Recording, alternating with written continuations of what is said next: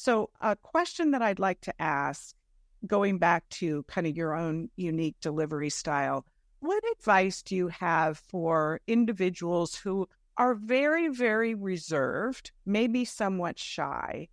How can an individual like that, who is just not naturally gregarious and dynamic, be an effective communicator and still be engaging in their unique way?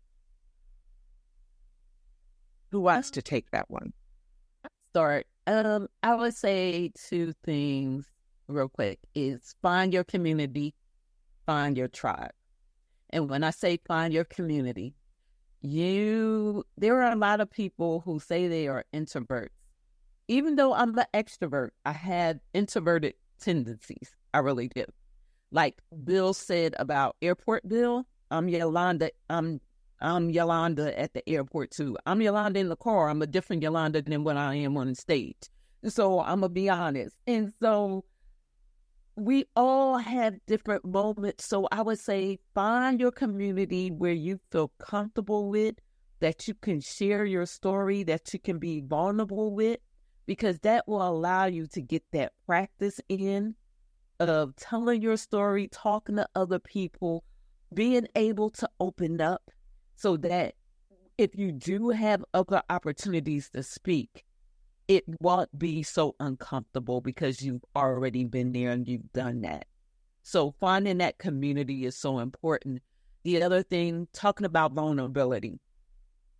Practice a story or something that you've overcome that could be a testimony to help someone else. And I say that because once you do that and you practice that story over and over and over again, it will open you up to allow you to be able to share that with others. So it could just be one story. And then once you feel comfortable with that story, start building up with another story. And so practicing those stories over again, practicing them with your tribe, your community, will help you to be more comfortable. And also play to your own strengths.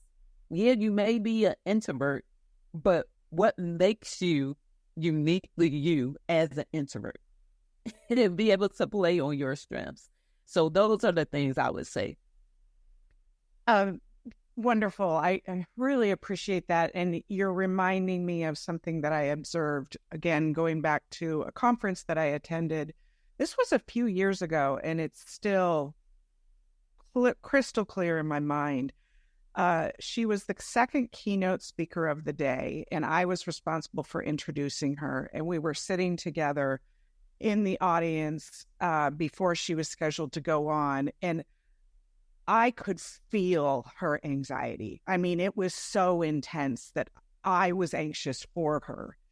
And she went up on stage and she started kind of rough. You know, her body language was closed. She was doing kind of this awkward pacing. And eventually she opened up. I will tell you, hers was one of the best, most highly rated talks of the day.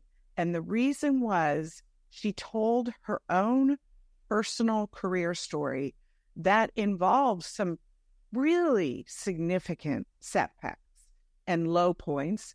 And then, of course, she got through it and is in a very successful role today.